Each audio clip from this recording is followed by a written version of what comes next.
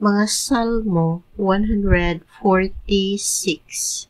Dayga ang Ginoo, o kalag ko, dayga ang Ginoo.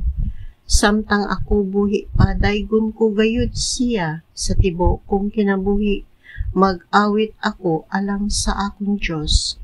Ayaw saligi ang mga pangulo, kay mga tao lamang sila o dili makaluwas kanimo. Mupauli sila sa yuta, inig kamatay nila, ni anang adlawa, matapos ang tanan nilang mga laraw. Bulahan ang tawo nga nagsalig sa Dios ni Jacob, ug naglaom diha sa Ginoo nga iyang Dios, nga maoy nagbuhat sa langit o sa yuta, sa dagat o sa tanan nga anaa niini.